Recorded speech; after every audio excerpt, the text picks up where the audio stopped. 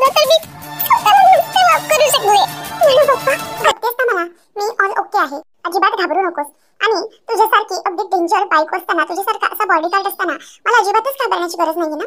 तेव्हा मग आता ईश्वरी म्हणते की सर प्लीज तुम्ही मजाक मध्ये या गोष्टी घेऊ नका. हे मजाक नाहीये सर. तो माणूस कसा आहे तुम्हाला माहिती आहे ना. तो काहीही करू शकतो, कुठल्याही थराला जाऊन तुमच्याशी आता वागू शकतो. तो स्वतःचा सूड उगवण्यासाठी तुमच्याही जीवावर उठलाय सर. त्यामुळे मी आता नाही सहन करू शकणार. काही झालं तरी ना त्या माणसाला शिक्षा मिळाली पाहिजे. जोवर त्या माणसाला शिक्षा मिळणार नाही ना सर, तोपर्यंत आपण सेफ नाही आहोत. तुम्हाला माहिती का सर, तो कुठल्याही थराला जाऊन वागेल. त्यासाठी मला कुठेही तुम्हाला आता एकटं सोडायचं नाहीये. बस झालं.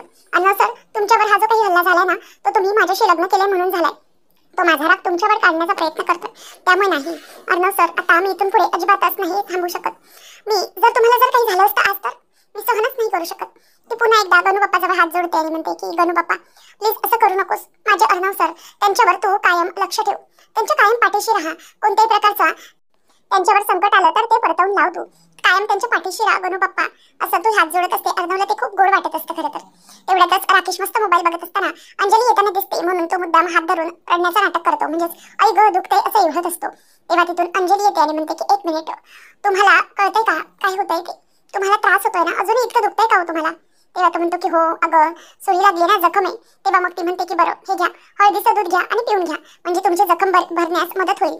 असं म्हणून आता ती त्याचं हळदीचं दूध बाजूलाच ठेवते आणि स्वतःचा मोबाईल घ्यायला येते. तेव्हा ती त्याच्याशी काहीच बोलत नाही, तिच्या कामामध्ये व्यस्त असते. तेव्हा मग राकेश विचारतो की अंजली अगं काय करतेस तू, कोणाला फोन लावतेस?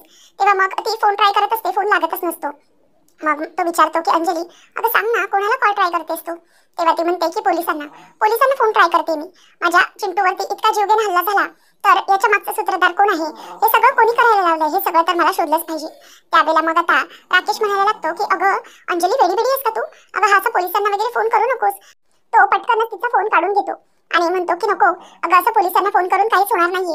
उलट अर्णवच्या बाबतीतली आणि घरातली बातमी ना पूर्ण घरभर पसरेल. त्यामुळे तो अजिबात कोणाला सांगण्याची रिस्कच घेऊ नको. तो फोन कट करून टाकतो. अंजली म्हणते पण नाही, माझ्या अर्णववर इतका हल्ला झालाय आणि मी शांत कशी बसू शकते? जर पुन्हा कोणी त्याच्यावरती हल्ला करण्याचा प्रयत्न केला तर मग काय होईल याचा विचार माझ्या डोक्यात येतोय. त्यामुळे मी आता अशी शांत बसू शकणार नाही. मला त्याच्यावर कोणी हल्ला केलाय ना हे शोधावंच लागेल. तेव्हा अर्णवला तो म्हणतो की हे बघ किती काय झालं ना तरी एक गोष्ट लक्षात ठेव, चिंटू हा सेफ आहे आणि आता आपण काळजी बाळगूया ना, म्हणजे त्याच्यावर लक्ष ठेवायचं. आपण त्याला एकट्याला कुठे पाठवायचं नाही. पण आता जर तू असं फोन केलास ना तर पोलिसांचं काय माहितीये ना, आजकाल सगळे लोक पैशासाठी सगळे वागत असतात ग. आणि मी तर सांगतो तुला की तू न सांगितलेलंच बरं, कारण अशा केसेस कोर्टात आलेल्या मी बऱ्याच पाहतो ग. काहीच निकाल लागत नाही, वर्षानुवर्ष तसंच सुरू असतं. त्यामुळे उगीच तू या प्रकरणाच्या मागे लागू नकोस. त्यामुळे काय होईल ना, अर्णवची चिडचिड होईल. त्याला सतत ते सगळ्या काही गोष्टी इन्व्हेस्टिगेशन